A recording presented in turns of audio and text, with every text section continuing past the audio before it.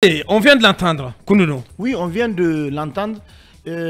Ça se fait dans tous les pays. On se rappelle très bien qu'en Guinée équatoriale également, on avait lancé un processus comme ça d'identification des biens mal acquis de Théodore Obiangema et de son fils. Ouais. Le processus a été lancé et on a vu tout le travail qui a été fait par le parquet financier français.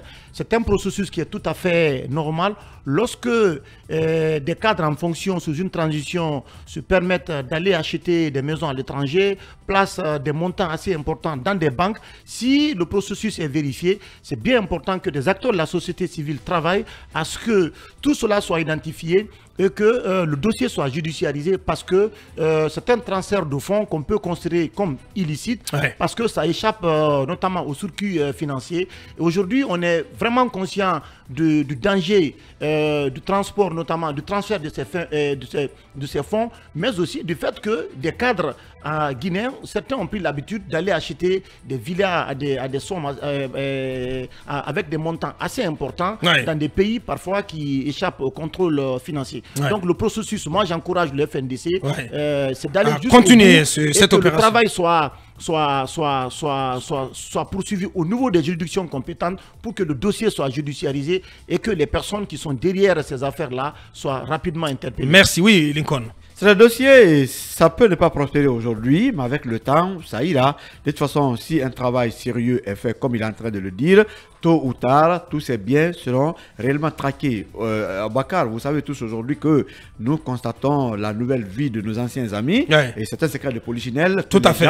C'est au vieux, au sud de tout le monde. Au sud de tout le monde. En moins de 2 ans, ceux qui étaient ici, marcheurs à pied, permettez-moi l'expression, ceux qui prenaient même, en tout cas, les cacahuètes pour emprunter les rails pour aller jusqu'à Kaloma, ils allaient chez eux aujourd'hui, mais ils ont des buildings en moins de 2 ans. Comment des citoyens pauvres comme nous ont pu au moins s'enrichir, accumuler autant de biens. Et ce qui est très malheureux, des poursuites judiciaires par rapport en tout cas à l'enrichissement illicite, c'est contre quelques poignées d'anciens dignitaires de ce pays. Et pendant ce temps, les nouveaux dignitaires, en tout cas, ont des statuts où ont engrangé tellement de richesses, mais très malheureusement, eux, ils ne peuvent pas être créables aujourd'hui. Mais la création malheureusement, tout le monde. Malheureusement, vos lunettes roses, voilà, qui restent au fond du trou. Oui, c'est cette démarche du FNDC à saluer. C'est ce qu'on attend de la société civile, pas pour venir démarcher pour des postes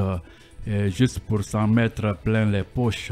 Les biens mal acquis qu'on appelle les BMA, c'est une initiative qui a été lancée par l'association Survie du défunt François Xavier Verschab de l'association Survie. Ensuite, Maître Bourdon, l'avocat de l'association Sherpa, qui est d'ailleurs petit-fils du fondateur de Michelin, donc mais quand même qui se bat pour les droits de l'homme, pour les pauvres, et ce sont eux qui se sont mis dans la danse, qui ont lancé ça, traquer les biens mal acquis du côté du Gabon, de la Guinée équatoriale, comme l'a dit Bassekou.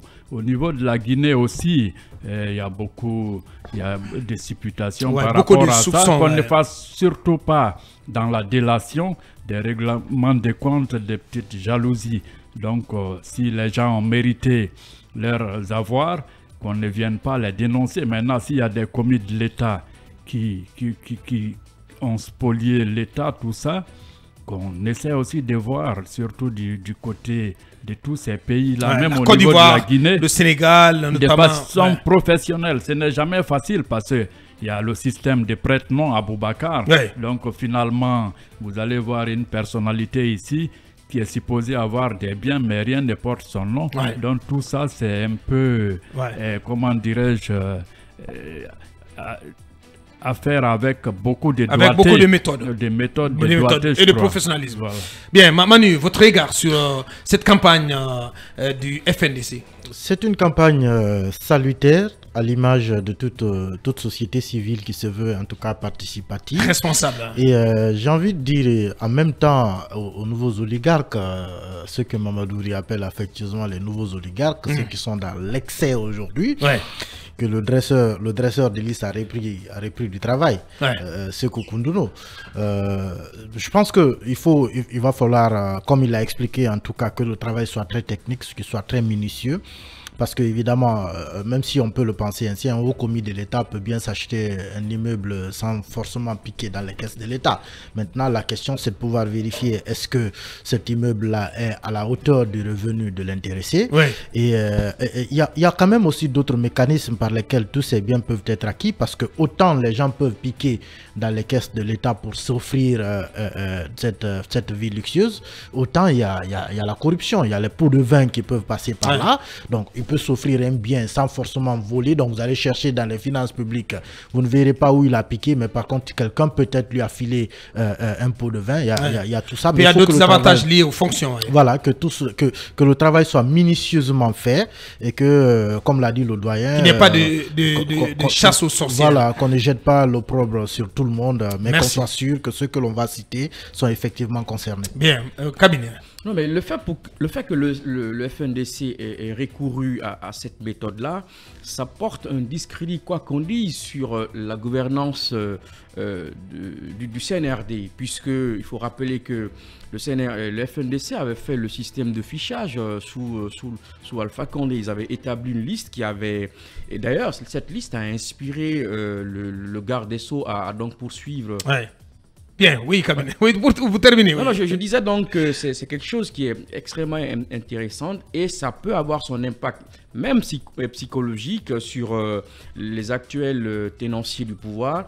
Et c'est en soi une manière de jeter un discrédit sur la gouvernance, alors que la reddition des comptes et les vertus en termes d'orthodoxie ont été portées comme étant la vision de cette gouvernance. Et je pense qu'il faut beaucoup faire attention. Encore une fois, le recueil et la fiabilité des données sont des principes sacro-saints pour une telle initiative. Et il faut vraiment y aller avec beaucoup de sérieux. Oui, Mamadouri, en une minute, s'il vous plaît. Bon, écoutez, quand les gens ont accès aux caisses, ils se font plein les poches, comme l'a dit tout à l'heure Mombo.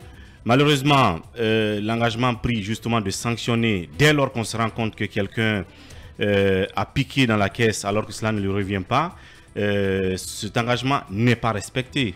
Et cet engagement devait venir du président lui-même et tout de suite. Et malheureusement, il n'a pas pu se faire craindre sur ce terrain-là. Bon, dès lors que le boulevard il est libre, chacun se remplit les mains et les poches et la bouche en même temps. Et parce que le vocable qui est toujours utilisé dans notre pays dans ce sens-là, c'est de dire qui est fou. Et c'est ça la vérité. Qui est maudit. Qui est maudit. Bien. Parce que les gens, quand ils disent oui, le président ne veut pas qu'on détourne, et que lui, il a quand même un exemple. Il regarde en haut, il voit oui, il y a quelque chose là-bas, quelqu'un qui prend, il prend aussi en bas. Bien, voilà. Malheureusement, c'est comme ça que ça fonctionne. Si le brouilleur lui-même est un piqueur dans la caisse, et qu'on parle de l'argent volé, il va le brouiller. Forcément. Allez, on va marquer la pause. On nous excuse pour ce petit dépassement. On revient dans quelques minutes pour nous intéresser à nos dossiers d'enquête. On parle là aussi de dialogue avec Manu. Dans moins de 10 minutes, nous serons de retour.